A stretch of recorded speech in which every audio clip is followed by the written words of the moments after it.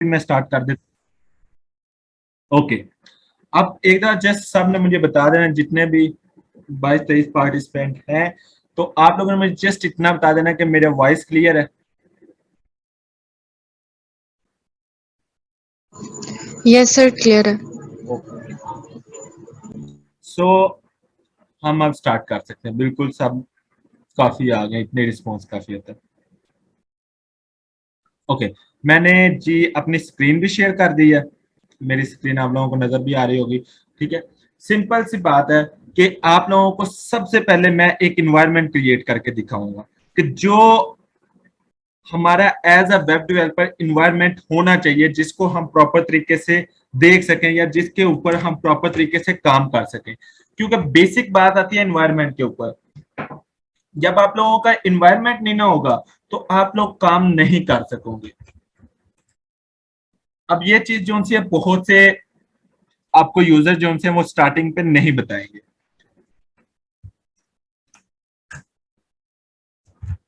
तो यस, अब हम स्टार्ट कर रहे हैं। अब इन्वायरमेंट क्रिएट करने के लिए आप लोगों को कुछ चीजों की जरूरत है। सबसे पहले हमें एक HTML एडिटर चाहिए, जिसके अंदर हम HTML के कोड्स इजीली लिख सकें, उसको देख सकें, उसके ऊपर प्रॉपर तरीके से काम कर सकें। ये बेसिकली आपके हर किस्म के कोड्स के लिए यूज हो सकता है। आपने विजुअल स्टूडियो कोड यूज करना है। बिकॉज विजुअल स्टूडियो कोड क्यों यूज करना है? बिकॉज ये वो वाहिद ऐसा सॉफ्टवेयर है या एप्लीकेशन है जिसके अंदर आपको एक्सटर्नल सपोर्ट भी मिल जाती है। आप एक्सटर्नल इसके अंदर एक्सटेंशन इंस्टॉल कर सकते हैं और प्रॉपर तरीके से आप सारी चीजें इसी एक चीज के अंदर कर सकते हैं। आपने गूगल में लिखना है विजुअल स्टूडियो कोड और एंटर कर देना है। सबसे पहले नंबर पे आ जाएगा code.visualstudio.com और यहाँ पर डाउनलोड का भी ऑप्शन आ जाएगा। आपने सिंपल डाउनलोड के ऊपर क्लिक करना है एंड आप लोगों के पास ये ऑप्शन आ जाएंगे, download visual studio code free and build on open source. ठीक है, टोटली फ्री ऑफ कॉस्ट है। आप लोगों को कुछ भी करने की जरूरत नहीं। आपने सिंपली विंडोज के ऊपर क्लिक करना है तो आपका विजुअल स्टूडियो कोड जो सा है वो इंस्टॉल हो जाएगा, वो सॉरी डाउनलोड हो जाएगा। आप लोगों ने इसको इंस्टॉल कर लेना। मैंने ऑलरेडी इंस्टॉल किया। बहुत सिंपल स्टेप है, नेक्स्ट नेक्स्ट करके आप इंस्टॉल कर सकते हैं। आई थिंक इतना तो आप लोग कर ही सकते हैं। सो आप लोगों का बेसिक जो एप्लीकेशन व्यू है वो आप लोगों को मिल जाएगा। ठीक है, ऑलरेडी मैं इसके ऊपर काम कर रहा है, सो मैं इसको छोड़ता हूँ क्योंकि कुछ पेड सेशन भी हो रहे हैं तो वो उस वजह से ना आप लोगों को मिले।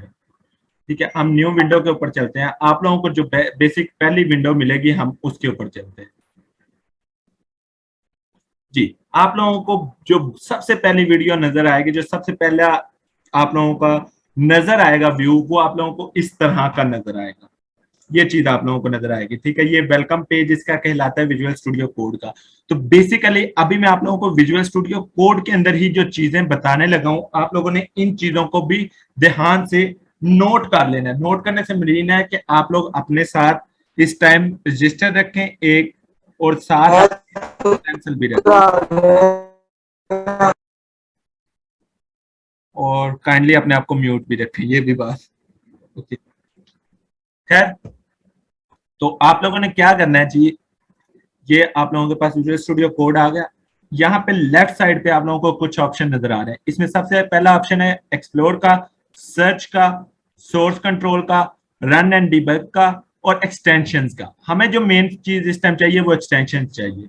हम एक्सटेंशन के ऊपर चलते हैं। अब एक्सटेंशन के ऊपर हम क्यों आए? क्योंकि बेसिकली हमें स्टार्टिंग के ऊपर कुछ एक्सटेंशन जो सी हैं उनको इंस्टॉल करना है। क्यों इंस्टॉल करना है? क्योंकि ये चीजें हमें आगे चल के हेल्प करेंगी। चाहे अभी आप लोगों को इनका उतना यूज ना नजर आए, लेकिन आगे चल के ये आप लोगों को हेल्प आउट करेंगी। तो ये हम लोग अपना इन्वायरमेंट बनाने के लिए बना रहे हैं। तो सबसे पहले आपने यहाँ पे सर्च कर लेना है लाइव सर्वर। अब इस लाइव सर्वर का क्या फायदा है? मेरे पास ऑलरेडी इंस्टॉल्ड है। यहाँ पे वैसे ना इस तरह करके ना इंस्टॉल का ऑप्शन आ जाता है, आपने इंस्टॉल के ऑप्शन पे क्लिक कर लेना। इसका फायदा ये होता है कि आप लोग कोड लिख के डायरेक्टली यहां से लाइव सर्वर के ऊपर जाकर टेस्ट कर सकते हैं कि आया मेरी साइट जो सी है वो बिल्कुल ठीक वर्क कर रही है कि नहीं कर रही। इसका और भी तरीकेकार है, लेकिन ये एक्सटेंशन जब आप आगे चल के HTML, CSS, जावास्क्रिप्ट PHP इन लैंग्वेजेस पे आते हैं, तो तब ये एक्सटेंशन आप लोगों के लिए हेल्पफुल होती है, तब आप लोगों को इस एक्सटेंशन का फायदा पता चलता है। लेकिन एज अ बेसिक यूजर भी आप लोगों को इस एक्सटेंशन का पता होना चाहिए। आप लोग ये एक्सटेंशन इंस्टॉल करके रखें ताकि आप लोगों को इन फ्यूचर प्रॉब्लम ना आए। ओके, सेकंड नंबर पे आप लोगों ने सर्च करना है PRETTIER, ठीक है, प्रीटियर। ठीक है, ये प्रीटियर कोड फॉर्मेटर। इसके अंदर क्या होता है कि आपके ये एक्सटेंशन इंस्टॉल करने से आप जब कोड लिख रहे होते हैं तो आपके कोड प्रॉपर फॉर्मेट लैंग्वेज में आ रहे होते हैं, कि एक पूरी फॉर्मेट उनकी बनकर आ रही होती है। अगर आप कोड इसके बिना लिखेंगे तो जैसे आप नोटपैड के अंदर टेक्स्ट लिखते हैं तो सेम ये वैसा ही टेक्स्ट आएगा। जैसे कि यहाँ पे मैं लिखता हूँ this is text and enter करता हूँ, टैब प्रेस करता हूँ, दिस इज टेक्स्ट। तो ये जैसे इस तरह लिख रहे हैं ऐसे नजर आएंगे कोड। लेकिन अगर हम ये प्रीटियर कोड फॉर्मेट को कर लेते हैं तो ये प्रॉपर एक फॉर्मेट में आएगा, 1 2, ठीक है, यहाँ पे 1 मेरा क्लोज होगा, यहाँ पे मेरा 2 क्लोज होगा। तो ये प्रॉपर एक फॉर्मेट में ऑटोमेटिकली कोड को करता जाएगा। अब बात में समझ में आ गई आप लोगों को? ये दो एक्सटेंशन जो हैं ये अभी अभी के लिए जरूरी है। इन फ्यूचर और एक्सटेंशन भी आ जाती हैं और चीजें भी आ जाती हैं। एक आप लोग मेरे विजुअल स्टूडियो कोड के अंदर एक चीज देखेंगे कि मैं कोई भी फाइल बनाता हूँ उसके साथ आइकॉन आ जाता है, तो वो मैं आप लोगों को बता देता हूँ। आप लोगों ने सर्च कर लेना है मटेरियल आइकॉन, ठीक है। ये एक्सटेंशन अगर आप लोग इंस्टॉल कर लेंगे तो आप जो सी लैंग्वेज यूज कर रहे होंगे उस लैंग्वेज का आइकॉन आप लोगों को साथ नजर आता रहेगा। और ये आप लोगों के आसानी के लिए हो सकता है कि आप लोगों को भूल जाए कि आप कौन सी लैंग्वेज लिख रहे थे, तो उसके लिए होता है, लेकिन इंसान भूलता नहीं, ये बात है। ओके, ये हमारा बेसिक सिर्फ विजुअल स्टूडियो इंस्टॉल हुआ है जिसके ऊपर हमने कोड लिखना है अभी। ओके, बात समझ में आ गई सबको?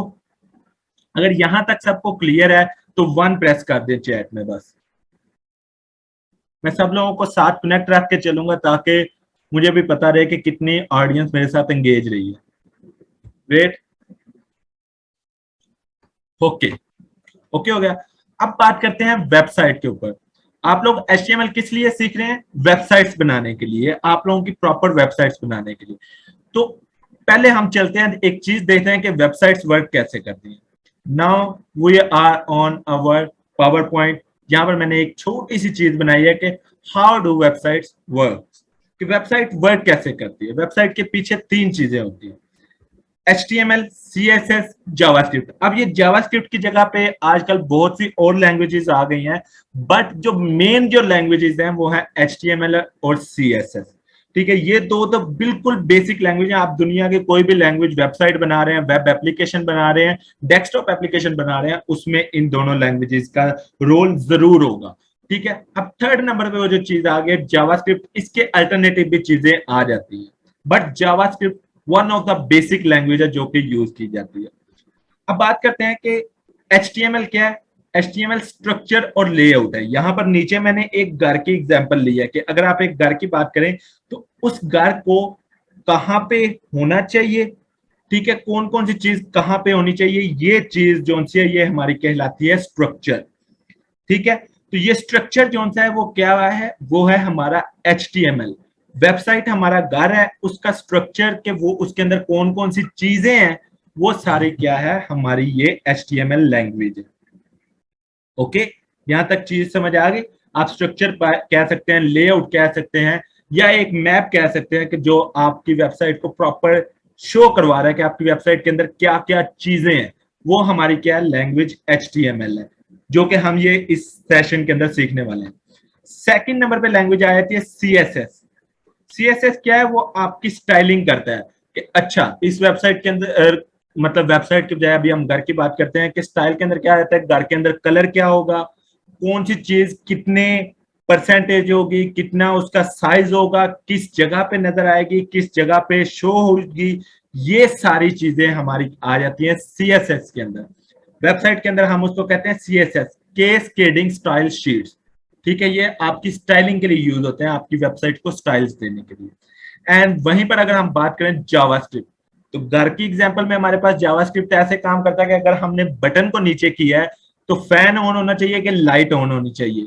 ये चीज जो सी है ये हमारी वेबसाइट के अंदर होती है जावास्क्रिप्ट के अंदर, कि आपने शो करवाना होता है, लॉजिक्स देने होते हैं कि जी इस चीज को प्रेस किया है तो ये काम होना चाहिए, अगर इस तरह की है तो ये वाला काम होना चाहिए।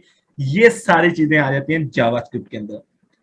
तो आप एक परफेक्ट वेब डेवलपर तभी बन सकते हैं जब आपने HTML, CSS और जावास्क्रिप्ट ये 3 लैंग्वेजेस आपने की हो, तो आप अपने आप को as a web developer consider कर सकते हैं। तो राइट नाउ हम as a web developer HTML का स्टार्ट लेते हैं। HTML का स्टार्ट लेने के लिए अब हमने एक वेबसाइट बनानी है। ये चीज आप लोगों ने लाजमन आप गौर से समझ लेनी है कि जिस तरह मैं ये काम करने लगा हूं। अगर तो सब एक्टिव है तो फिर मैं ये काम स्टार्ट करता हूं, अगर नहीं एक्टिव तो फिर बता दें, थोड़ा सा वेट कर लेते हैं। ओके, ठीक हो गया, बिल्कुल सारे एक्टिव है, मुझे पता चल गया। अच्छा, मैं ना अब अपना फोल्डर ओपन करने लगा हूं। आप लोगों ने कोई भी न्यू वेबसाइट बनानी है, कोई भी वेबसाइट है आप लोगों की, वो किसी भी किस्म की वेबसाइट हो सकती है। लाइक आप अपने नाम की वेबसाइट बना रहे हैं, पोर्टफोलियो वेबसाइट बना रहे हैं, कोई भी वेबसाइट बना रहे हैं, आपने उस वेबसाइट का एक फोल्डर बना लेना है उस वेबसाइट के नाम से। अब यहाँ पर मैं एक वेबसाइट बनाना चाह रहा हूँ अपनी, जो वेबसाइट है वो मैं बनाना चाह रहा हूँ SM स्किल्स के नाम से, कि SM स्किल्स मेरी ऑर्गेनाइजेशन है जिसके नाम के मैं जो सा है इस टाइम पे वेबसाइट बनाना चाह रहा हूँ। मैंने उसका एक फोल्डर बना लिया। अब विजुअल स्टूडियो कोड का मुझे फायदा क्या है? उसका फायदा ये है कि मैं इस फोल्डर को एज अ वेबसाइट कंसीडर कर सकता हूँ। चलते हैं विजुअल स्टूडियो कोड के अंदर। मैंने विजुअल स्टूडियो कोड किया हुआ है, ठीक है। यहाँ पर आपको हो सकता है इस तरह का शो हो रहा हो। आप लोगों ने क्या करना है, फाइल के ऑप्शन पे जाना है, यहाँ पर ऑप्शन है ओपन फोल्डर का। आप लोगों ने ओपन फोल्डर के ऊपर क्लिक करना है और यहाँ पर मैं अपने चला जाता हूँ। ये SM स्किल्स वाला जो फोल्डर है मैंने इसको क्लिक किया और सिलेक्ट फोल्डर के ऊपर मैंने क्लिक कर दिया। ओके, जैसे ही मैंने सिलेक्ट फोल्डर के ऊपर क्लिक किया, अब आप लोगों को थोड़ा सा जो डिफरेंट नजर आएगा वो देखिए, लेफ्ट साइड पे आप लोगों को आपके फोल्डर का नाम नजर आ रहा है, SM स्किल्स। ठीक है, स्पेलिंग मिस्टेक हो गए हैं लेकिन चलो, SM स्किल्स का आपको फोल्डर नजर आ रहा है। ठीक है, इसके आगे कुछ ऑप्शन मिल रहे हैं जैसे न्यू फाइल, न्यू फोल्डर, ठीक है, और रिफ्रेश एक्सप्लोर, और यहाँ से कोलैप्स फोल्डर इन एक्सप्लोर, इसके अंदर कोलैप्स हो जाएगा। अब मैं अगर यहाँ पे देखिए, मुझे फायदा क्या है विजुअल स्टूडियो कोड का, मुझे बार बार अपने फोल्डर के अंदर नहीं जाना पड़ेगा। मैं सिंपल यहाँ पे एक न्यू फोल्डर बना लेता हूँ, इमेजेस। इमेजेस के लिए कौन सा फोल्डर यूज होता है? IMG।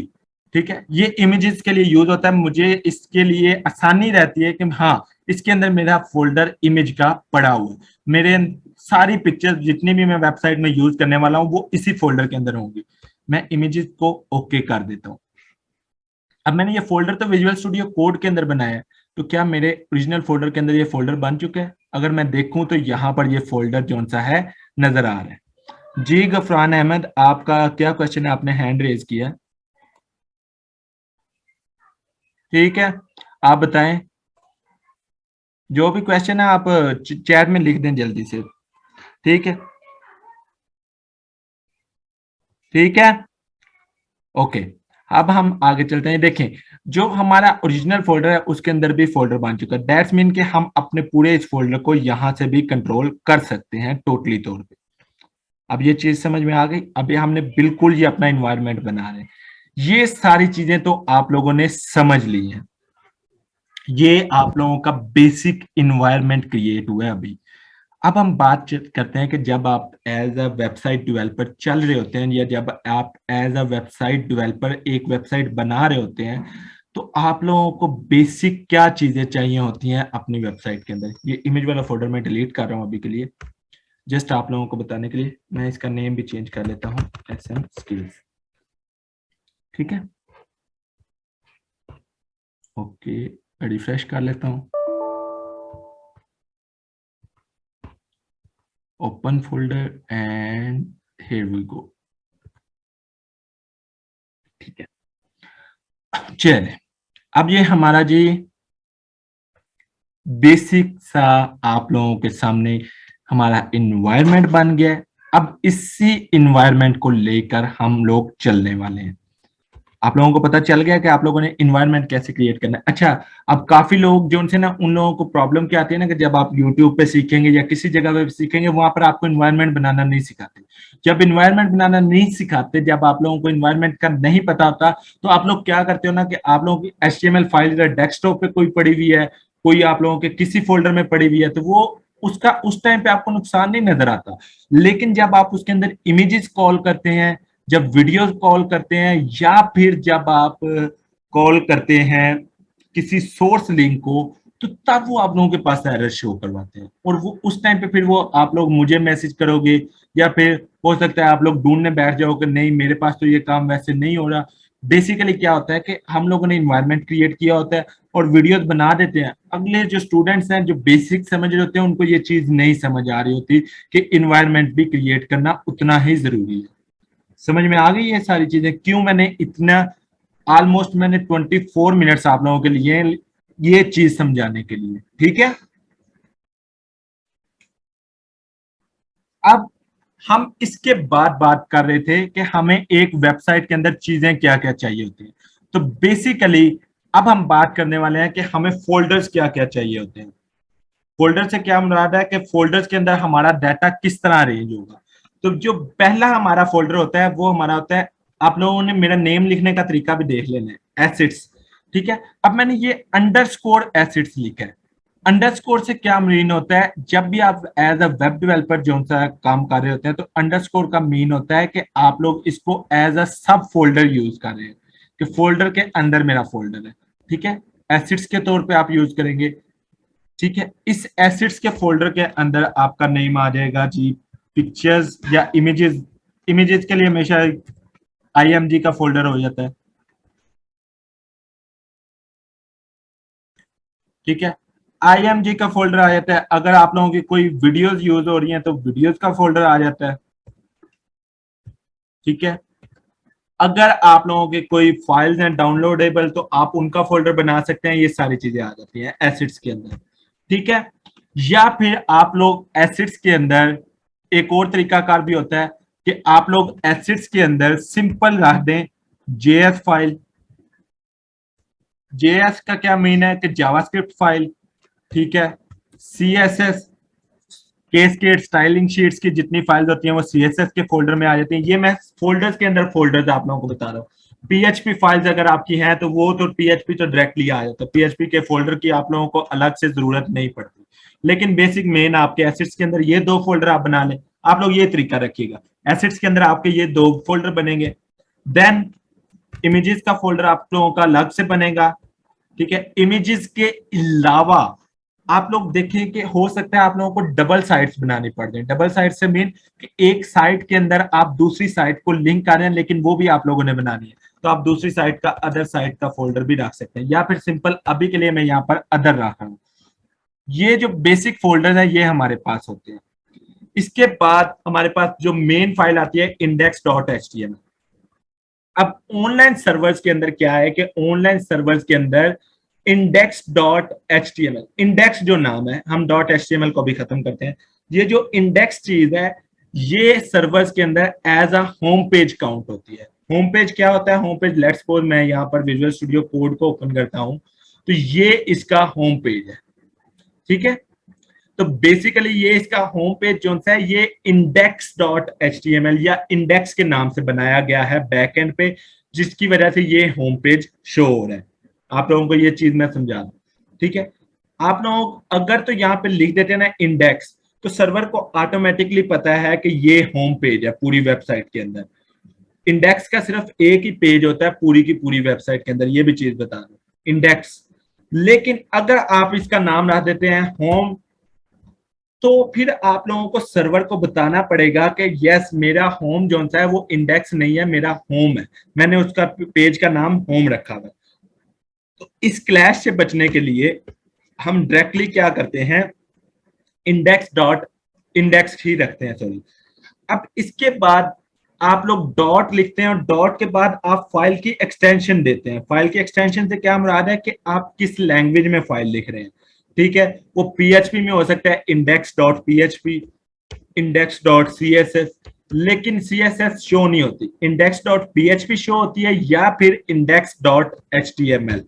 ठीक है, तो हम जो बेसिकली यूज करने वाले हैं वो हम HTML को यूज करने वाले हैं, क्योंकि HTML ही हमारी लैंग्वेज है। अब मैं काफी देर से आप लोगों को बोली जा रहा हूँ HTML HTML HTML। तो HTML है क्या चीज, ये चीज भी हम लोग देख लेते हैं, अभी देख लेते हैं। बट ये आप लोगों ने फाइल नेम सिस्टम समझ लिया, आप लोगों को फोल्डर्स का पता चल गया और फाइल्स का पता चल गया, ठीक है। इंडेक्स और उसके बाद जो आप लोगों के पेजेस बनते जाएंगे वो आप लोगों के नाम ऐड होते जाएंगे। एक वेबसाइट के अंदर index.html आ गया। सेकंड पेज हो जाता है अबाउट। अच्छा, अब अबाउट का अक्सर लोग लिख देते हैं अबाउट अस, तो HTML के अंदर आपने अबाउट अस कैसे लिखना है, about underscore us dot HTML। यहां पर आप स्पेस नहीं देंगे, स्पेस की जगह पे आप हमेशा क्या यूज करेंगे, अंडरस्कोर। ये नेमिंग का तरीका है, आप लोग फाइल को नेम कर रहे हैं, ठीक है। ये चीज आप लोगों को समझ आ गई कि आप लोगों ने इसका नेम कैसे देना है, एक फाइल का नेम कैसे देना है। तो इससे आप लोगों की कंफ्यूजन भी खत्म हो जाएगी और आप लोग इजीली अपनी फाइल्स को मैनेज भी कर सकेंगे, ढूंढ भी सकेंगे और सारी चीजें हो सकेंगी। ये अपने जेन में बिठा लें आप लोग सब लोग, ठीक है। यहां तक अगर ओके है तो अब यहाँ पे ना हम 5 मिनट का ब्रेक लेंगे थोड़ी देर तक। 10 मिनट है आप लोगों के पास, क्योंकि हम फ्री जूम यूज कर रहे हैं। मैं आप लोगों को to be honest free Zoom use कर रहे हैं, 40 मिनट्स की लिमिट होती है, 10 मिनट रह गए हैं जिसमें। तो आप लोगों को 10 मिनट है, जितना मैंने अभी तक समझाया इसमें कोई भी क्वेश्चन है, रिपीटेशन है, जो भी चीज है वो आप लोग कर सकते हैं। 10 मिनट के बाद आप लोगों ने क्या करना है, सेम लिंक से दोबारा ज्वाइन कर लेना है। लिंक चेंज नहीं है, सेम लिंक से आप लोगों ने दोबारा ज्वाइन कर लेना है। क्लास अभी कंटिन्यू रहेगी और उसके बाद आप लोगों को प्रॉपर HTML के बेसिक से स्टार्ट करवाते हैं प्रैक्टिकल। समझ में आ गया सबको? अगर आ गया तो 1 टाइप कर दें जी। तो अब आप लोग अपने आप को अनम्यूट भी कर सकते हैं, सब कुछ कर सकते हैं, और आप लोगों के कोई भी क्वेश्चन है तो आप लोग क्वेश्चन कर सकते हैं।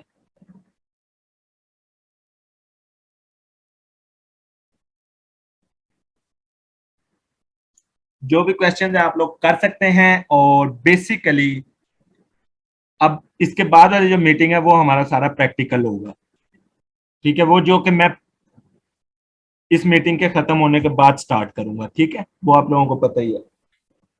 अस्सलाम वालेकुम सर। वालेकुम सलाम।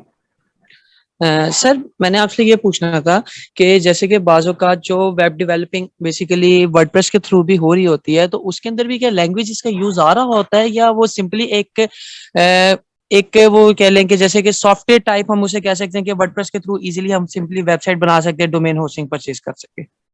अच्छा, वर्डप्रेस क्या है, CMS सिस्टम है। CMS कंटेंट मैनेजमेंट सिस्टम को कहते हैं। उसके अंदर वर्डप्रेस जो है बेसिकली PHP उसके बैकएंड पे यूज होती है। मैं आप लोगों को बता दूं, वर्डप्रेस जितना भी हो PHP को यूज करता है। तो क्या किया गया कि PHP को यूज करके उसके अंदर सारे कोड्स एक किस्म के रख दिए गए हैं। इन शॉर्ट मैं आप लोगों को बता रहा हूँ कि सारे कोड उसके अंदर रख दिए गए हैं और उसको विजुअल शेप दे दी गई है कि ये आप लोगों की विजुअल शेप है। अब उस विजुअल शेप को यूज करते हुए आप उन्हीं प्रोग्राम लैंग्वेजेस को यूज कर रहे होते हैं। अब आप कोई भी ऐसी साइट जो आप लोगों के जेन में हो जो वर्डप्रेस पे बनी है, ठीक है, वो आप लोग मुझे बताएं, मैं आप लोगों को दिखा देता हूँ कि उसके बैकएंड पे क्या यूज हो रहा beinguru.com हिशाम सर्वर की वेबसाइट। है। हाँ जी, ठीक है, ये वर्डप्रेस पे बनी हुई है, सारों को पता है, मुझे भी पता है ये वर्डप्रेस पे बनी हुई है, ठीक है। अब ये वर्डप्रेस पे बनी हुई है, अगर मैं इसके व्यू पेज सोर्स में जाऊं, ठीक है, तो ये स्टार्ट ही कहां से हो रही है, डॉक टाइप HTML। ये चीज आप लोगों को नजर आ रही है, डॉक टाइप HTML। सर ये आपने कहाँ से आए हैं साइट पे, काइंडली ये रिपीट ये कीजिएगा चीज मैं स्टेप। आप लोगों को बताता हूँ। आप लोग कोई भी साइट है, दुनिया की कोई भी साइट है, आप लोग अपने ब्राउजर में आए, ठीक है, उस साइट के ऊपर राइट क्लिक करें, यहाँ पर ऑप्शन आता है व्यू पेज सोर्स का, ठीक है। आप लोग इसके ऊपर क्लिक करेंगे तो आप लोगों के पास उसकी कोडिक लैंग्वेज ओपन हो जाएगी जो उसके कोड्स यूज किए गए, ठीक है। तो यहाँ पर देखिए, हालांकि ये साइट HTML के सॉरी वर्डप्रेस के अंदर बनी हुई है, लेकिन उसके अंदर भी कोड्स कौन से यूज हो रहे हैं, डॉक टाइप HTML। ये HTML के कोड आ गए, ये आप लोगों के स्टाइल्स के कोड आ गए, एंड सो ऑन, ये आप लोगों के सारे चल रहे हैं। दुनिया में कोई भी साइट है, चाहे वो वर्डप्रेस पे बनी हुई है, चाहे जिमूला पे बनी हुई है, चाहे ब्लॉगर है, चाहे कोई भी है, वो आप लोगों के HTML कोड्स को यूज करती है। बात समझ में आ गई? जी सर। सर सर अगर हम सर हमें जैसे कि कैसे अभी पता आप चलेगा कि ये जी जी, अली अहमद बोलिए। वर्डप्रेस पे है या फिर वैसे बनी है कोडिंग के जरिए, हमें कैसे पता चलेगा? अली हमजा, मुझे आपके क्वेश्चन की समझ नहीं आई, आप सर बोले और स्लो है। सर मैंने कहा कि अगर हमें कैसे पता चलेगा कि ये वर्डप्रेस पे वेबसाइट बनी है या कोडिंग के जरिए बनी है? अली हमजा, इसके ना अंदर बहुत सी एक्सटेंशन टूल्स भी आ जाते हैं। जो सबसे पहली मैं आप लोगों को वेबसाइट बता देता हूँ, मेडविट। ठीक है, अब ये मेडविट जो सी वेबसाइट है ना, इसके ऊपर आप जाकर ना चेक कर सकते हैं कि कौन सी साइट किसके ऊपर बनी हुई है। लेकिन ये सिर्फ क्या करता है, आप लोगों को कोड्स बताता है। ये थोड़ा सा आप लोग जब टेक्निकली चीज में आएंगे ना इस चीज के अंदर, तो आप लोगों को फिर आगे ये चीजें मैं बता दूंगा। अभी के लिए आप लोग इस चीज में ना पड़े कि आप लोगों को कैसे पता चलेगा कि कौन सी साइट किसके थ्रू बनी हुई है किसके थ्रू नहीं।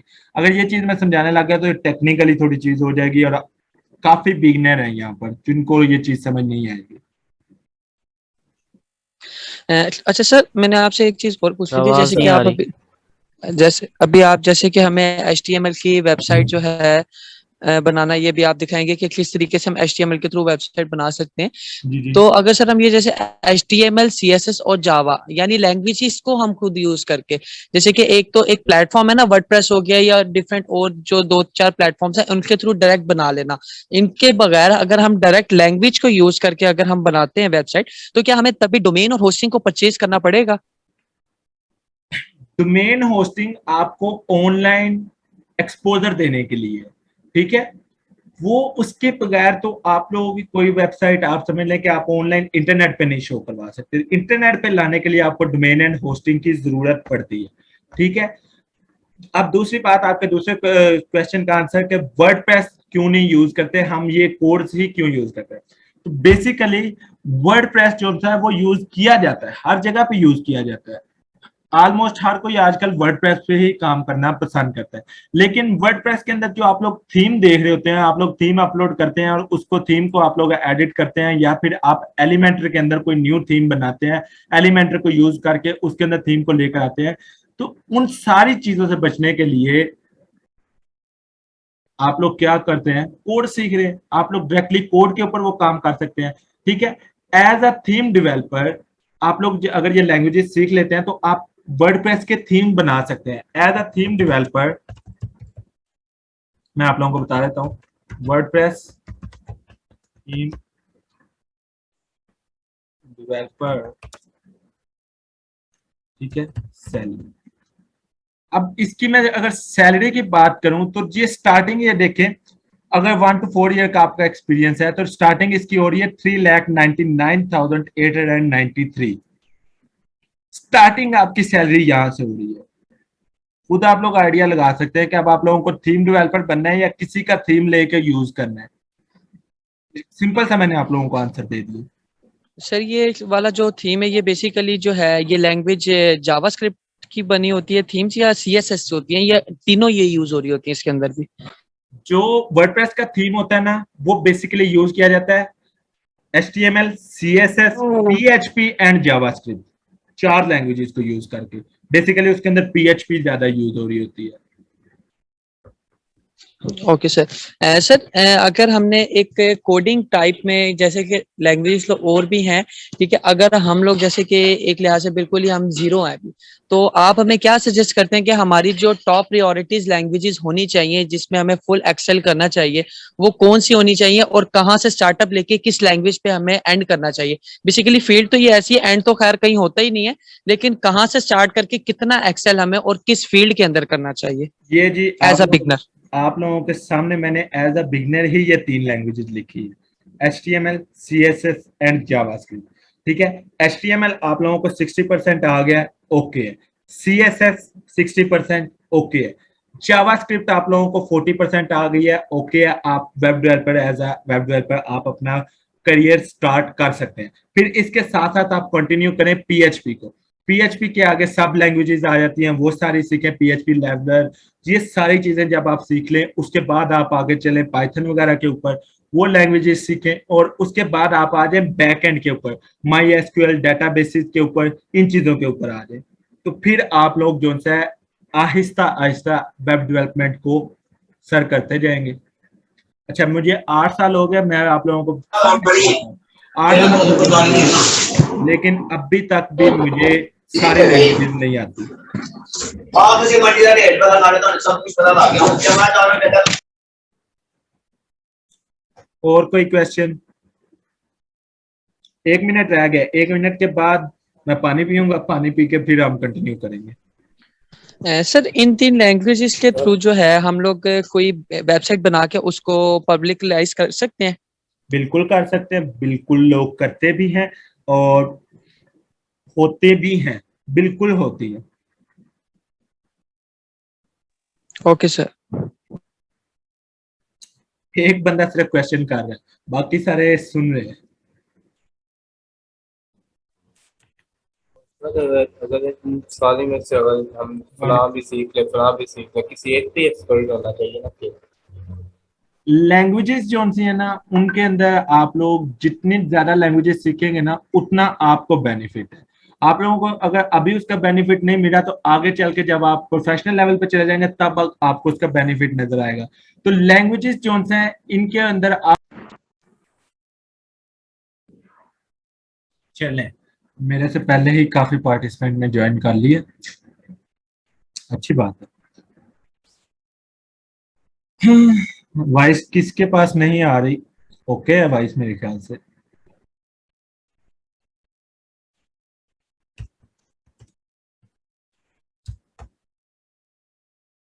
यप, क्लियर है। ओके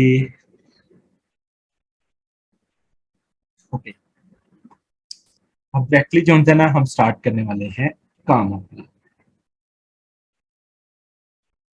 क्योंकि बड़ा वेट हो गया, बड़ी चीजें आप लोगों को समझा भी ली और बड़ी चीजें दिखा भी ली। अब जरा प्रैक्टिकल में आ जाते हैं। अच्छा, HTML की फुल फॉर्म होती है हाइपर टेक्स्ट मार्कअप लैंग्वेज। ये चीज आप लोगों को पता है, इस चीज का मुझे आप लोगों को क्या चीज बतानी है?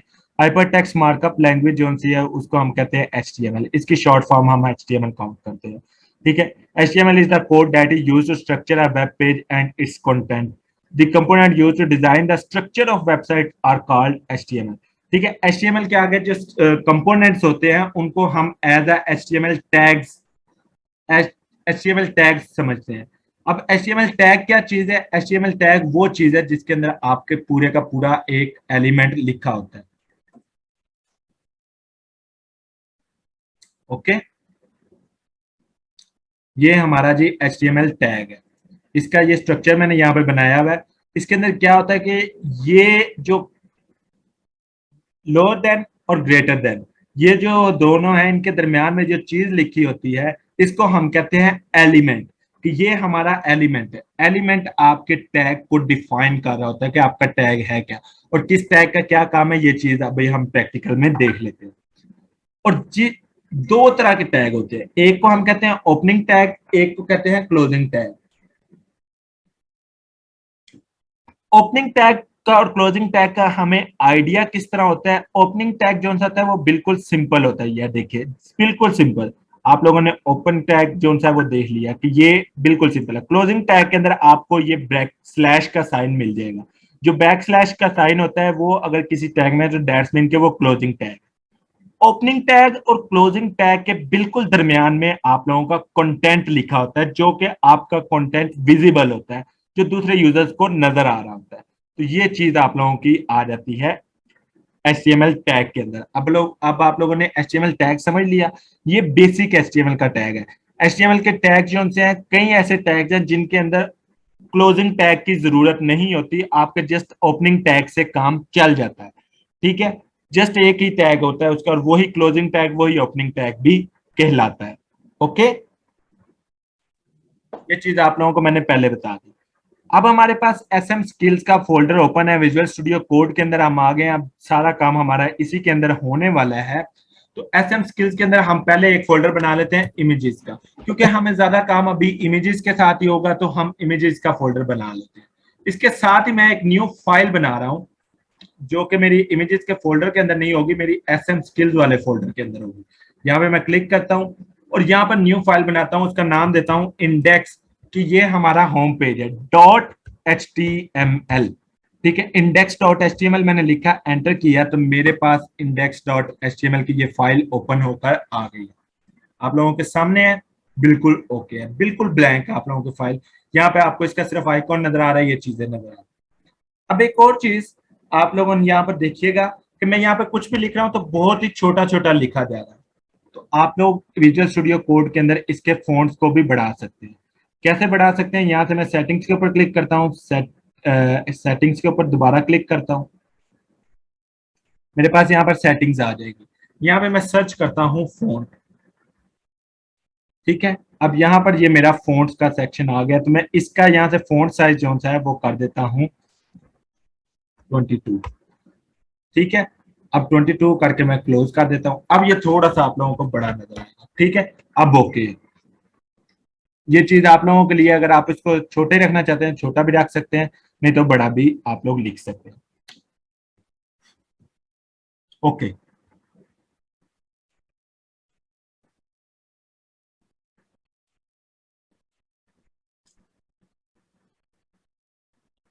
सॉरी। अब हम जी HTML कोड अपना एक बेसिक कोड लिखते हैं। जब भी आप HTML का कोड स्टार्ट करेंगे, आप लोगों ने सबसे पहले ये यहाँ पर लिखना है डॉक टाइप। डॉक टाइप का क्या मतलब है कि आप बता रहे हैं कि ये जो मेरा वेब पेज है ये कौन सी लैंग्वेज यूज करने वाला है, ठीक है। यार ये किसने म्यूट किया हुआ था? मैंने म्यूट कर दिया। अभी मैं ना अलाउ नहीं कर रहा सबको, फिर मैं एकदम से अलाउ करूंगा, ठीक है। डॉक टाइप, अच्छा डॉक टाइप का यूज क्यों होता है? डॉक टाइप का यूज होता है आप लोगों को ये बताने के लिए कि मैं HTML का कौन सा वर्जन यूज कर रहा हूं। HTML के वर्जन है, वर्जन 1.0, 2.0, 3.0, 4.0 एंड 5। अभी जो हम यूज कर रहे हैं वो latest version doc type HTML use कर रहे हैं। डॉक टाइप HTML का क्या मतलब है कि हम लेटेस्ट वाला जो वर्जन है HTML5 वो यूज करने वाले हैं, उसको यूज कर रहे हैं। तो ये आपके किसी भी जगह पे शो नहीं होगा, ये जस्ट तब शो होता है जब कोई व्यू पेज सोर्स करेगा। यहाँ पे मैं क्लिक करता हूँ, ये देखिए सबसे ऊपर लिखा हुआ है डॉक टाइप HTML, ठीक है। ये चीज मैंने यहाँ पर लिख ली। इसके फौरन बाद हमारा HTML रूट, ठीक है, इसको कहते हैं HTML रूट। रूट का जो हमारा टैग है वो स्टार्ट होगा। अब विजुअल स्टूडियो कोड का क्या फायदा है कि देखिए जैसे मैंने उसका टैग लिखा, उसने क्लोजिंग टैग ऑटोमेटिकली लगा दिया। ये जो HTML है, HTML लैंग्वेज के अंदर आप लोगों ने टैग का ये जरूर ख्याल रखना है कि जो टैग सबसे पहले शुरू होगा वो सबसे लास्ट पे खत्म होगा। ये चीज आप लोगों के जेहन में होनी चाहिए कि जो चीज टैग सबसे पहले शुरू होगा वो लास्ट पे एंड होगा। ये थोड़ा सा लोगों को कंफ्यूजन हो जाती है, तो आप लोगों ने समझना। अब HTML के फौरन बाद जो टैग होता है वो हमारे पास आता है हेड का टैग। हेड का टैग क्या काम करता है? हेड का टैग हमारा काम करता है मेटा डाटा प्रोवाइड करने के लिए। What is Meta data? Meta data उस डाटा को कहते हैं जो कि हमने यहाँ पर अपने ये जो ब्राउजर है या गूगल है या क्रोम है, इस चीज को शो करवाना होता है। इसका यूजर से कुछ लेना देना नहीं होता, इसका यूजर को या व्यूवर को कोई इफेक्ट नहीं हो रहा था। इसका सारे का सारा काम जितना भी होता है वो हेड टैग का, वो सारे का सारा ब्राउजर के साथ होता है। आपके ब्राउजर के अंदर ये सारा काम हो रहा था। यहाँ पे देखिए हमारे पास ये हेड टैग हो रहा है, इसके अंदर एक लिंक टैग है कि ये वाली जो फाइल है ये इसके साथ लिंक की गई है, ठीक है। ये वाली फाइल इसके साथ लिंक की गई है, ओके।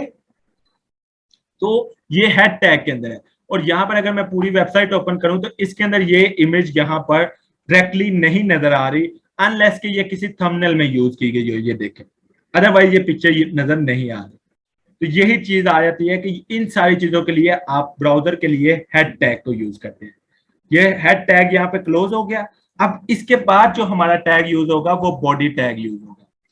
बॉडी का टैग हमारा क्या काम करता है? बॉडी का टैग हमारा विजिबल एरिया शो करवाता है जो कि यूजर को नजर आना है, जो कि हमने व्यूवर को शो करवाना है। तो लेट्स सपोज अभी के लिए मैं यहाँ पे लिखता हूँ, व्यूवर के लिए मैं यहाँ पे लिख लेता हूँ H1 का टैग मैं लगाता हूँ, this is my first web page, ठीक है। अब मैंने फाइल को सेव करना है, Ctrl+S शॉर्टकट किया, मैंने फाइल को सेव कर दिया। और यहां से मैं गो लाइव के ऊपर, यहाँ पे नीचे आप लोगों को नजर आ रहा होगा, गो लाइव के ऊपर जैसे मैं क्लिक करता हूं मेरी ये फाइल ओपन हो जाएगी। ये देखिए this is my first web page, और ऊपर क्या लिखा आ रहा है, index.html। ठीक है, जब आप ऑनलाइन सर्वर में इसको अपलोड करेंगे तो यहाँ पर लिखा आएगा आपका डोमेन, ये 127.0.0.01, और इसकी जगह पे आप लोगों का डोमेन लिखा हुआ नजर आएगा, जो आप लोगों का डोमेन होगा www. जो भी आप लोगों का नेम होगा, और उसके बाद ये ऑटोमेटिकली ये वाली फाइल आप लोगों की होम पेज के ऊपर ओपन होगी जिसमें लिखा है this is my first web page. अब यहाँ पे एक और चीज नोट करने वाली है कि यहाँ पे हम देखते हैं जब कोई भी वेबसाइट ओपन करते हैं, जैसे विजुअल स्टूडियो कोड हमने ओपन किया, ऊपर की टैब में देखें तो यहाँ पे लिखा हुआ है visual studio code, code editing and refine. ठीक है, सेम इसी तरह being Guru, latest technology, news and motivation, ये चीज आप लोगों को नजर आ रही है, जबकि हमारी वेबसाइट के ऊपर इसका एड्रेस नजर आ रहा है। ऐसा क्यों हो रहा है? क्योंकि अभी तक हमने HTML के अंदर ये चीज मेंशन नहीं की कि हमने वहां पर टैब के अंदर क्या शो करवाना है। तो इस टैब के अंदर ये जो चीज है इसके ऊपर शो करवाने के लिए हम हेड टैग के अंदर एक टैग यूज करेंगे, टाइटल का। टाइटल का टैग किस लिए यूज होगा? टाइटल का टैग यूज होगा आप लोगों के उस स्पेसिफिक वेब पेज का टाइटल शो करवाने के लिए। स्पेसिफिक वेब पेज से क्या मुराद है कि अभी के लिए मेरे पास ये वेब पेज ओपन है, ठीक है, अगर मैं यहाँ पर अपडेट्स के ऊपर क्लिक करता हूं तो देखिए ऊपर से यहाँ पर ये चेंज हो गया, विजुअल स्टूडियो कोड मई 2022 आ गया, इसका टाइटल चेंज हो गया। तो दैट्स मीन कि आपके हर एक वेब पेज का टाइटल चेंज होगा। तो राइट नाउ मैं इसका टाइटल लिखता हूं होम SM स्किल्स। अभी के लिए फॉर राइट नाउ मैं इसको ये नाम दे रहा हूं कि SM स्किल्स का ये होम पेज है, मैंने इसको होम पेज ऐसा डिक्लेयर शो किया। सेव करता हूं फाइल को, और यहाँ पर आकर जब मैं रिफ्रेश करूंगा तो यहाँ पर देखिए ऊपर मेरे पास आ गया home SM skills. That's mean के हमारे कोड परफेक्टली वर्क कर रहे हैं, सारा कुछ टोटली तौर पे ओके वर्क कर रहे हैं। आप लोगों ने अपना फर्स्ट जो कोड है वो भी लिख लिया, आप लोगों की सारी यहाँ पर फॉर्मेट्स भी आ गई, सब कुछ आपने कर लिया। अब एक और बात कि जब आप आते हैं, मैंने ये सारे कोड डिलीट कर दिए Ctrl+A को प्रेस करके, आप लोग जब अपने विजुअल स्टूडियो कोड में आते हैं आप लोगों को ये बेसिक कोड्स लिखने की जरूरत नहीं पड़ती। क्यों नहीं पड़ती? आप लोगों ने सिंपल यहाँ पे शिफ्ट और 1 की को प्रेस करेंगे तो आपके पास ये उल्टा, इसको पंजाबी लैंग्वेज में कहते हैं दोड़ी डंडा, ठीक है, ये आप लोगों के पास आ जाएगा। आप लोगों ने इसके ऊपर क्लिक करना है या एंटर प्रेस करना है तो आप लोगों के बेसिक्स जो कोड हैं वो ऑटोमेटिकली लिखे जाएंगे, तो आप लोगों को किसी किस्म की प्रॉब्लम नहीं आएगी। मैं Alt और Z को प्रेस करूंगा ताकि ये कोड जो यहां से आगे जा रहे थे ये इक्वल आ जाए। ये वाले कोड्स को मैं अंदर से डिलीट कर देता हूं क्योंकि ये चीजें अभी आप लोगों को कंफ्यूज कर सकती है, इसलिए हमने जो कोड्स अभी तक देखे हैं हम उन्हीं कोड्स के ऊपर आते हैं। तो आपका बेसिक कोड जो होता है वो ऑटोमेटिकली लिखा गया। यहाँ पे डॉक्यूमेंट की जगह पे टाइटल के टैग के अंदर मैं लिखता हूं SM skills empower your learning experience। ठीक है, सेव कर देता हूं फाइल को। जैसे मैंने फाइल को सेव किया देखिए जी मेरा यहाँ पर टाइटल आ गया। फाइल इस टाइम टोटली एम्प्टी है। अगर मैं व्यू पेज सोर्स के ऊपर क्लिक करता हूं तो मेरा यही कोड यहाँ पर नजर आएगा। ठीक है, अब ये लाइव सर्वर के कोड है, इनका आपसे कुछ भी लेना देना नहीं है। ठीक है, ये वाले कोड यहां तक जो से हैं ये लाइव सर्वर के कोड है, इसलिए आप इस चीज को स्किप कर सकते हैं। हमारा जो मेन है कि वो यहाँ पर ये टाइटल SM स्किल्स का आ रहा है। मैं इसका ऑलरेडी आंसर कर चुका हूं कि अगर आप हमारी जो ऑनलाइन इंटरनेट हिस्ट्री है उसके अंदर इंडेक्स को एज अ होम डिक्लेयर किया गया है, अगर मैं इसका फाइल का नाम एज अ होम रखता हूं तो फिर मुझे ब्राउजर को स्पेशली बताना पड़ेगा कि मैं जो मेरी home.html फाइल है उसको एज अ होम यूज करना चाह रहा हूं। अगर मैं इसको index.html रखता हूं तो दैट्स मीन कि ये हमारी बाय डिफॉल्ट प्री लैंग्वेज के अंदर सेव्ड है कि इंडेक्स को हमने as a home as a front page show करवाना है। ठीक है, तो इसलिए मैंने इंडेक्स फाइल नाम रखा है। मुसलसल बोल बोल के ना। ओके, नाउ ये हमारा जी बेसिक कोड आ गया। आप लोगों ने बेसिक कोड भी देख लिया, सारा कुछ कर लिया। स्लोली आगे चलते हैं। अब इतना तो हमारे पास काम हो गया, तो किसी भी लैंग्वेज के अंदर, कोई भी लैंग्वेज है वो बेसिकली चाहे HTML है, चाहे CSS है, या कोई भी लैंग्वेज है, तो उसके अंदर हमें जो चीज सेकंड नंबर पे देखनी होती है वो देखने होते हैं कमेंट्स। अब कमेंट्स क्या चीज है यार? Comments basically as a web developer बहुत जरूरी है। एज अ वेब डेवलपर क्यों जरूरी है? कि वो मैंने कोड के अंदर लिखने होते हैं ताकि वो व्यूअर को नजर ना आए। लेट्स सपोज कि मैं यहाँ पे लिखना चाहता हूँ, मैं आप लोगों को बताना चाह रहा हूँ कि मेरा जो नेक्स्ट है, मैं कमेंट्स के बारे में बताना चाह रहा हूँ, HTML कमेंट्स अंडरस्टैंड। ठीक है, ये चीज मैंने लिखी, सॉरी, ये मैंने क्या लिखा है, HTML कमेंट्स अंडरस्टैंड। अब मैं इस फाइल को अगर सेव करता हूं तो मैं यहाँ पे आता हूँ तो ये मेरा यहाँ पर व्यूअर को नजर आएगा। मैं चाहता हूँ कि ये व्यूअर को नजर ना आए, ना इसका ब्राउजर के साथ कोई लिंक रहे। ये just as a web developer, कोई और नया वेब डेवलपर इस कोड के ऊपर काम करता है तो उसके लिए इजी रहे इस चीज को समझना, तो उसके लिए हम यूज करते हैं कमेंट्स। तो HTML के अंदर कमेंट्स यूज करने का तरीकाकार क्या है कि यहाँ से आपने क्या करना है, जो टैग वाला साइन है लोअर देन उसको यूज करना है, फिर शिफ्ट और 1 की को प्रेस करना है और डबल माइनस का साइन डालना है। डबल माइनस का साइन डालने से क्या है कि ये अब कमेंट बन गया। अब डबल माइनस के बाद आप जो भी लिखेंगे, this is my comment and I am using this to understand comments. ठीक है, इस फाइल को मैं अगर सेव करता हूँ, यहाँ पर आकर भी मैं रिफ्रेश करता हूँ तो ये मुझे कहीं भी नजर नहीं आ रहा। तो मैं अगर व्यू पेज सोर्स करूंगा तो वहां पे मुझे ये जरूर नजर आएगा कि ये मेरा कमेंट है और मैं इसको यूज कर रहा हूँ अंडरस्टैंड करने के लिए। ओके, तो इसलिए ये जरूरी होते हैं। कमेंट्स करने का एक और तरीका भी है कि ये तो मैंने आप लोगों को तरीका लिखने का बताया कि अगर आप विजुअल स्टूडियो कोड नहीं यूज करते, लेकिन अगर आप विजुअल स्टूडियो यूज कर रहे हैं तो दिस इज माई कमेंट। तो आप इस टेक्स्ट को सिलेक्ट करें, कंट्रोल और बैक स्लैश या क्वेश्चन मार्क वाले साइन को अगर आप प्रेस करेंगे तो आपका वो कमेंट बन जाएगा ऑटोमेटिकली। शॉर्टकट की है, आप लोग लिख लें अपने पास। ये जी बेसिक्स चीजें मैंने आप लोगों को समझाई हैं। यहां तक सबको समझ आ गया? अगर आ गया तो 1 प्रेस करना है।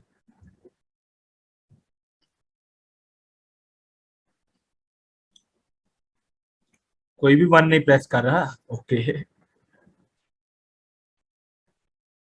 साथ नोट डाउन भी कर लिया सबने? आगे बढ़े, यस कह सकते हैं या 1 कह सकते हैं?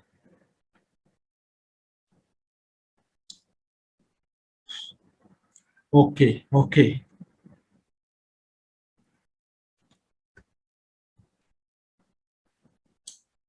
चले वेट। अब हम जी कमेंट सिस्टम हमने समझ लिया, स्टार्टिंग पे हमारे पास कमेंट्स भी आ गए। अब हम जी स्टार्ट करते हैं इसी एक वेब पेज के अंदर। अब हम आगे लिखने लगे हैं, ओके, हेडिंग टैग्स। अब हम क्या समझने लगे हैं, हेडिंग टैग्स को। इसको मैं कर देता हूं कमेंट्स ताकि आप लोगों को पता रहे, व्यूअर को नजर ना आए। हेडिंग टैग हमारी HTML लैंग्वेज के अंदर 6 तरह के होते हैं। कौन से 6 तरह के होते हैं? H1, ठीक है, हेडिंग। इसी तरह हमारे पास सेकंड नंबर पे आता है H2, थर्ड नंबर पे आता है H3, फोर्थ नंबर पे आता है H4, सॉरी, फिफ्थ नंबर पे हमारे पास आ जाएगा H5 और सिक्स नंबर पे हमारे पास आ जाएगा H6। टोटल हमारे पास कितने हेडिंग टैग्स होगी? 6 हेडिंग टैग्स होंगे। अब इनको अगर मैं एज अ व्यूअर देखूं तो वो ये मेरे पास कुछ इस तरह नजर आएंगे, heading heading heading heading heading heading. तो HTML के अंदर मोस्ट इंपोर्टेंट जो है वो H1 से शो करवाया जाता है और लीस्ट इंपोर्टेंट जो है वो H6 से शो करवाया जाता है। इसका मतलब आप इनको अपने वेब पेज के अंदर इनकी इंपोर्टेंस के अकॉर्डिंगली यूज कर सकते हैं। अब ये इंपोर्टेंस तो आपको पता होगी, जब आप एज अ वेब डेवलपर काम कर रहे होंगे आपको पता होगी कि इस लाइन की हेडिंग जो सी है वो कितनी इंपॉर्टेंट है। इसको मैंने H2 रखना है, H3 रखना है, H4 रखना है, 5 रखना है, 6 रखना है या H1 रखना है। दूसरी चीज कि इनको चेंज किया जा सकता है, मतलब इनका साइज वगैरह या इनकी चीजें, फॉन्ट्स, ये सारी चीजें CSS के थ्रू चेंज की जा सकती हैं, लेकिन इनकी इंपॉर्टेंस जो सी है वो आप लोगों की इस टैग से शो होती है, H1, H2, H3, H4 से। ओके,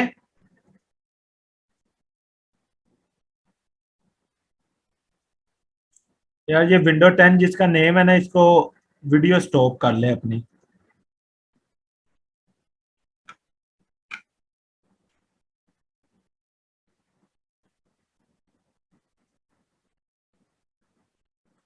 एनीवन नोज कि ये कौन है? चलें, ये हमारे हेडिंग टैग्स हो गए। अभी हम इन सब को यूज करके एक वेब पेज भी कल बनाएंगे, आज नहीं। क्यों? क्योंकि आज अभी आप बेसिक्स पे है। अच्छा, हेड टैग के बाद हमारा है पैराग्राफ टैग।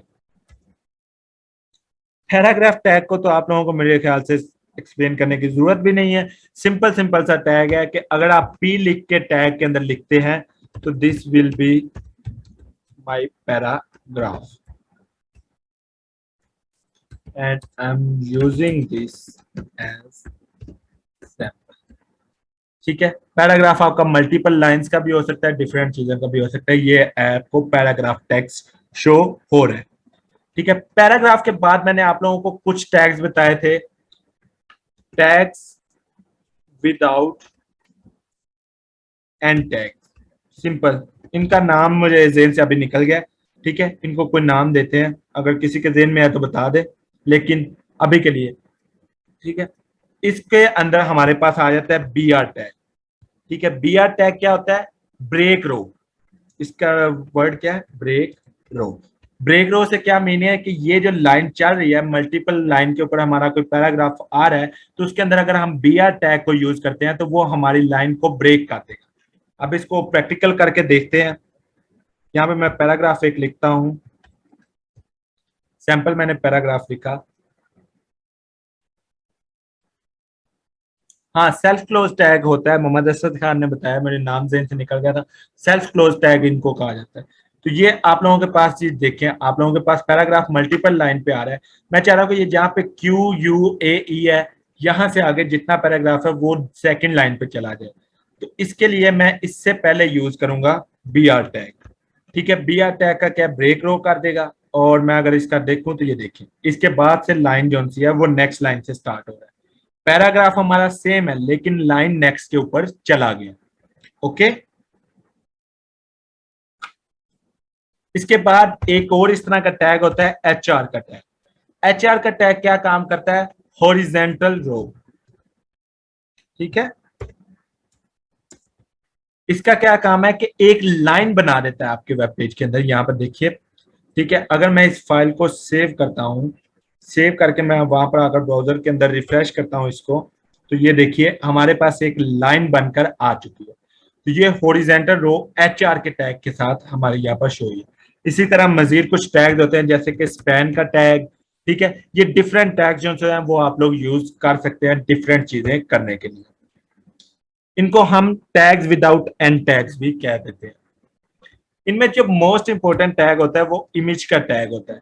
इमेज के टैग के अंदर IMG जो है, ये इमेज का टैग है, इसके अंदर हमें एट्रीब्यूट्स यूज करने पड़ते हैं। अब ये एट्रीब्यूट्स क्या चीज है?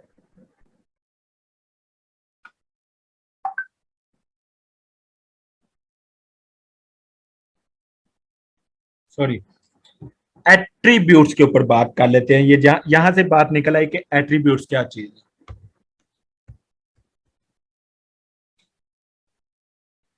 तो एट्रीब्यूट्स को समझने के लिए आप इतना समझ लें कि कोई भी आपका HTML का टैग है, कोई भी है, उसको एक्स्ट्रा फंक्शनैलिटी देने के लिए हम एट्रीब्यूट्स का यूज करते हैं, या उसको मजीद हेल्पफुल बनाने के लिए हम एट्रीब्यूट्स का यूज करते हैं। तो लेट्स सपोज हमारा जो सबसे पहला एट्रीब्यूट यूज होता है वो हमारा HTML टैग के अंदर ही यूज होता है। ये हमेशा जो सा है एट्रीब्यूट, ये आपके स्टार्टिंग टैग के अंदर यूज होता है। आप एक स्पेस देंगे, इसके यहाँ पे ये ग्रेटर देन से पहले आप एक स्पेस देंगे। स्पेस देके मैं यहाँ पे लिखता हूँ लैंग्वेज। लैंग्वेज का एट्रीब्यूट मैं यूज करता हूँ किस लिए? ENUS। ENUS का क्या मतलब है कि मैं इंग्लिश लैंग्वेज यूज कर रहा हूँ यूएसए की, ठीक है।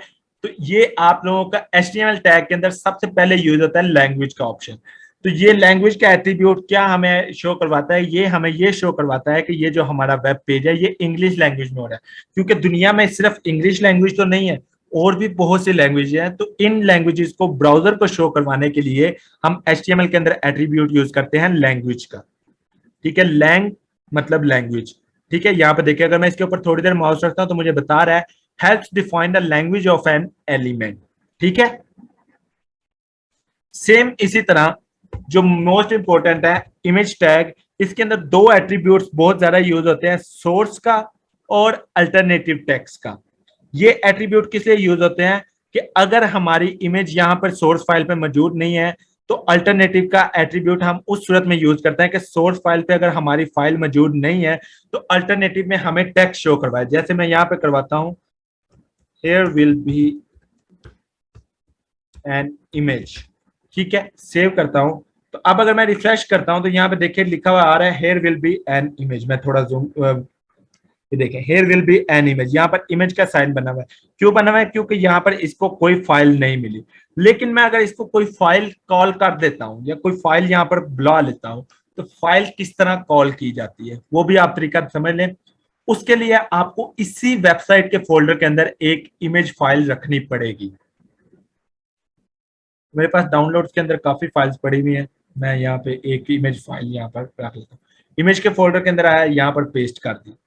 इस फाइल का नेम मैं चेंज कर देता हूँ और इसको नाम दे देता हूँ file1, ठीक है। file1 आप लोगों ने जो चीज यहाँ पर नोट करनी है, राइट क्लिक करना है, प्रॉपर्टीज पे आ जाना है, तो इसके अंदर डॉट जेपीजी या डॉट पीएनजी ये चीज आप लोगों ने नोट करनी है कि डॉट के बाद क्या टेक्स्ट लिखा हुआ है। जो टेक्स्ट लिखा होगा आप लोगों को एग्जैक्टली वही टेक्स्ट कॉल करना पड़ेगा।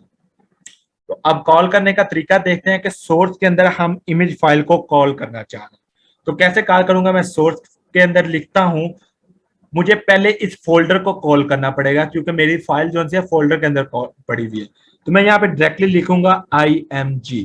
IMG का क्या मतलब है कि मैं फोल्डर को कॉल कर रहा हूँ। इसके बाद बैक स्लैश को प्रेस करूंगा तो बैक स्लैश का मीन है कि इस फोल्डर के अंदर एक फाइल को मैंने चूज करना है। क्या किया कि मैंने सोर्स के अंदर IMG लिख दिया, इसका मतलब है कि मैंने फोल्डर कॉल कर लिया। अब यहाँ पर ये मेरी फाइल 1.jpg मुझे विजुअल स्टूडियो यहाँ पर शो भी करवा रहा है, लेकिन आपके पास बहुत ज्यादा फाइल है, समझ लें आपके पास हजारों किस्म की पिक्चर्स पड़ी हुई हैं, तो उनमें से आप लोगों ने नाम सिंपली लिखना है फाइल 1.jpg। अब मैं इसको सेव करता हूं तो अब हमारे ये अल्टरनेटिव टेक्स्ट का यहाँ पे काम नहीं रहेगा। व्यूअर के सामने हमें यहाँ पर ये सिर्फ फाइल शो होगी। मैं यहाँ पर अगर रिफ्रेश करता हूं तो ये देखिए मेरी इमेज फाइल यहाँ पर आ गई है जो कि यहाँ पर शो होने लग गई है। ओके, इसके बाद एक और एट्रीब्यूट इमेज फाइल के अंदर हम यूज कर सकते हैं इमेज टैग के अंदर। इन सब के बाद विड्थ, मैं इसको स्पेसिफिक विड्थ दे सकता हूं कि मुझे ये सिर्फ 100 पिक्सल चाहिए और हाइट भी मुझे इसकी 100 पिक्सल चाहिए। विड्थ एंड हाइट मैं दे देता हूँ, सेव करता हूँ तो मेरी ये फाइल देखें 100 बाय 100 के एक स्क्वायर बॉक्स के अंदर शो होना शुरू हो जाएगी।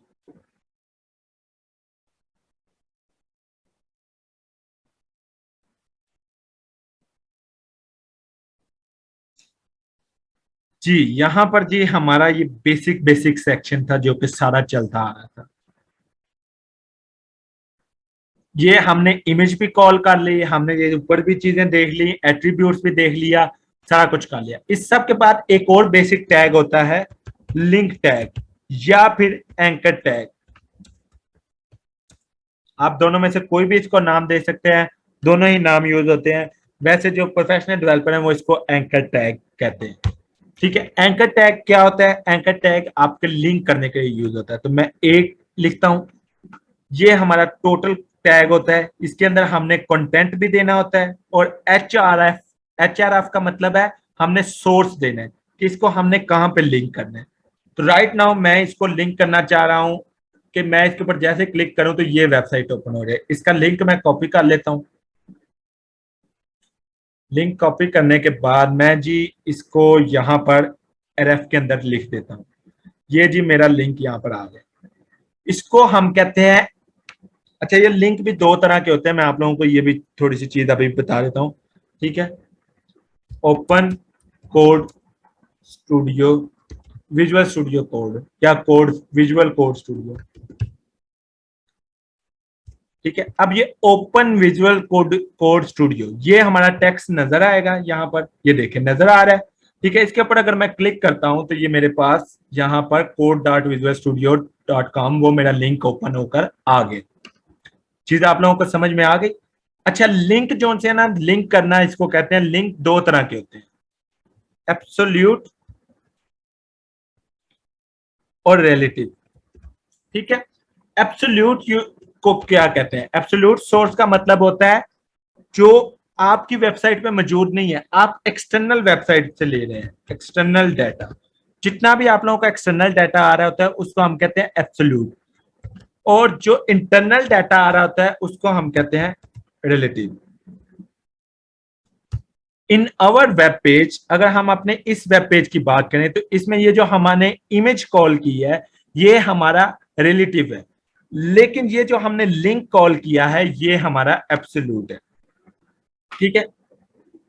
अब लिंक जो है, कई दफा आप लोगों को ऐसा होता है कि आप लोग इमेज को ही लिंक करना चाह रहे हैं, जैसे कि ये मेरी इमेज फाइल है, मैं इसी को लिंक करना चाह रहा हूं, ठीक है। तो मैं यहाँ पे क्या लिखूंगा, ए का टैग मैंने स्टार्ट किया, ठीक है। अभी आप लोगों को समझाने के लिए ओपन इमेज इन लार्ज, ये चीज मैंने यहाँ पे लिख दी। यहाँ पे मैं br का टैग डाल देता हूँ ताकि ये नेक्स्ट लाइन के ऊपर आए, ठीक है। आप br का टैग जितनी दफा यूज करना चाहें कर सकते हैं, उतने लाइन ब्रेक्स आप लोगों के ऐड होते जाएंगे, ठीक है। मैंने 3 दफा यूज कर लिया, सेव करता हूं आप लोगों को दिखाने के लिए। ये देखें ओपन इमेज इन लार्ज का ऑप्शन यहाँ पर मेरे पास आ रहा है, लेकिन मैं चाहता हूं कि जब मैं इसके ऊपर क्लिक करूं तो मेरे पास इमेज ओपन भी होकर आए। उसके लिए मैं क्या करूंगा, HRF के अंदर जाऊंगा, यहां पे अब सोर्स में क्या करूंगा, इमेज का सोर्स कॉल करके उसको file1.jpg के साथ लिंक कर दूंगा। सिंपल सा मैंने काम किया, सेव करता हूं। अब आके यहाँ पर रिफ्रेश करता हूं तो ये देखें open image in large link हो चुका है। मैं क्लिक करता हूं तो मेरे पास फाइल इसकी ओपन होकर आ जाएगी। ये चीज तो हो गई, आप लोगों ने टेक्स्ट को लिंक के साथ सॉरी इमेज के साथ लिंक कर लिया, ये हमारा रिलेटिव लिंक इस टाइम बन चुका है। लेकिन लेट्स सपोज कई केसेस में ऐसा होता है कि आप लोगों को इमेज को ही लिंक करना होता है बड़ी इमेज के साथ, जैसा कि हमारी ये छोटी इमेज है, इसको ही मैं दोबारा कॉल करता हूं, ठीक है। ये हमारे पास छोटी इमेज आ रही है, मैं चाहता हूं कि जब मैं इसके ऊपर क्लिक करूं तो मेरे पास बड़ी इमेज ओपन होकर आए। अभी मैं इसके ऊपर क्लिक कर रहा हूं तो कुछ भी नहीं हो रहा। तो आपने क्या करना है, यही जो कोड आप लोगों ने लिखा है इस कोड को आप लोगों ने कॉपी करना है, यहाँ पे पेस्ट किया, ये पहले वाला इमेज वाला मैं कोड खत्म कर रहा हूं, ठीक है। अब मैंने यहाँ पे ओपन इमेज इन लार्ज जहां पे लिखा हुआ है, ये जो टेक्स्ट है इसको खत्म कर दिया। इसके अंदर मैं ये इमेज अपनी जोन सा है इसका लिंक कोड रख देता हूं। ये देखें मैंने क्या किया कि एंकर टैग के अंदर इमेज का ही कोड मैंने यहाँ पर रख दिया। इस फाइल को मैं अगर सेव करूंगा मेरी यहाँ पर इमेज शो हो रही है, लेकिन अब मैं अगर इसके ऊपर माउस लेकर जाता हूं तो माउस मेरा डिफरेंट है, ऊपर वाली इमेज के ऊपर डिफरेंट है, नीचे वाले के ऊपर डिफरेंट है। अगर मैं इसके ऊपर क्लिक करता हूं तो मेरे पास इसके इन लार्ज ऑप्शन ओपन हो गया। अब ये सेम विंडो के अंदर कैसे ओपन होगा कि वो इसी विंडो के अंदर लाइट बॉक्स की तरह शो हो, उसके लिए जावास्क्रिप्ट यूज किया जाता है, ठीक है।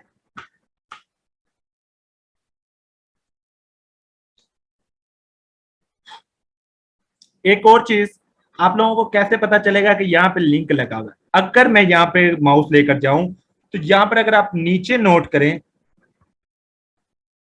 तो यहाँ पर आप लोगों को इसका नजर आ रहा है 127.0.0 इमेज फाइल 1.jpg की, ये इस जगह पे लिंक है, इसको इसके साथ लिंक हो रहा है, ठीक है। ये चीज आप लोगों को नजर आ रही है।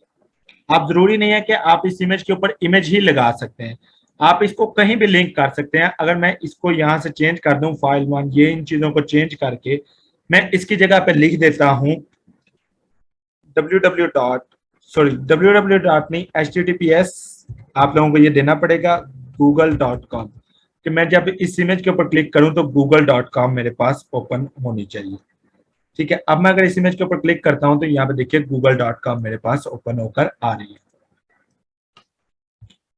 अब यहां तक क्लियर है? ये हमारा जो बेसिक सेक्शन था।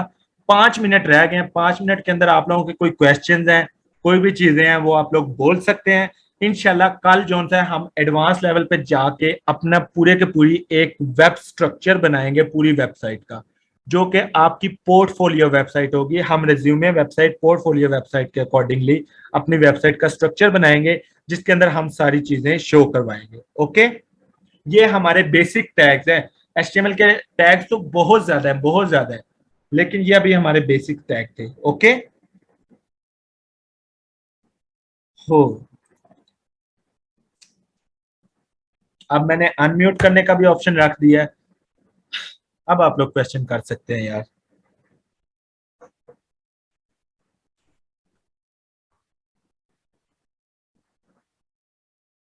एनीवन, कोई क्वेश्चन नहीं है? मीटिंग एंड करें, आप लोग अपने रिव्यूज दें एंड मीटिंग एंड कर देते हैं। अगर मिस हो जाता है तो रिकॉर्डिंग तो अवेलेबल है, आप रिकॉर्डिंग देख लीजिएगा।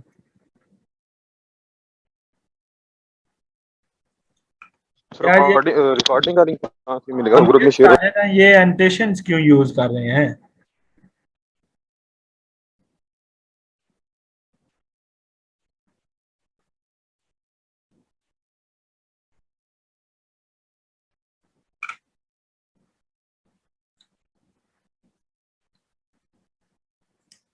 अच्छा जी, कोई नहीं, आप रिकॉर्डिंग दे लीजिएगा। जिन्होंने लेट ज्वाइन किया उनको रिकॉर्डिंग में थोड़ा टाइम लगेगा, लेकिन प्रोवाइड कर दूंगा। आई होप जिनको एचटीएमएल पता भी थी उन्होंने भी कुछ न्यू सीखा होगा।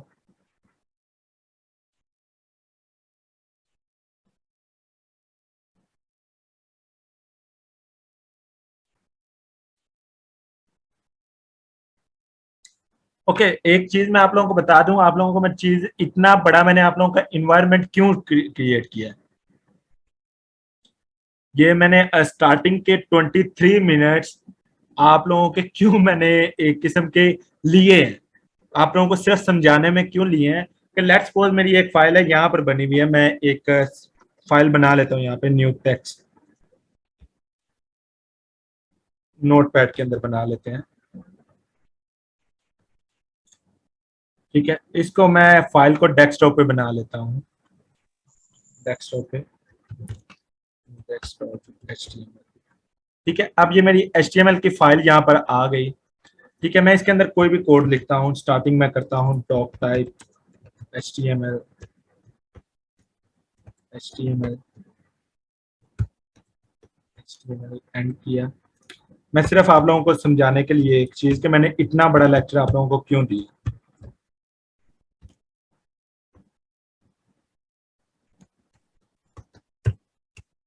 अच्छा, मेरी आदत बनी है विजुअल स्टूडियो कोड पे, तो इतना मुझे अजीब लग रहा है यहाँ पे लिखना, लेकिन चलो।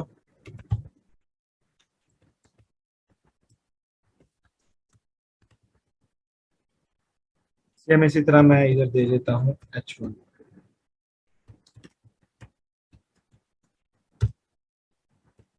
अच्छा, अब मेरी ये जो फाइल है ना, मैं अगर इस फाइल को सेव करता हूँ और यहाँ पर आकर मैं इसको ओपन करता हूँ, मेरे पास ये भी फाइल उसी तरह ओपन हो रही है। लेकिन this is my web page, सारा कुछ जैसे जैसे मैंने लिखा है वैसे। लेकिन लेट्स सपोज मुझे इसके अंदर इमेज कॉल करनी है। अब मेरे डेस्कटॉप पे image image image image desktop पे कोई भी नहीं पड़ेगी,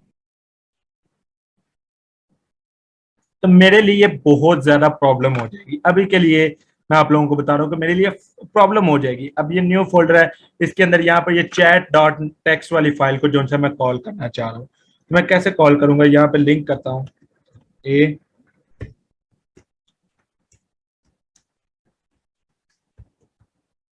ठीक है,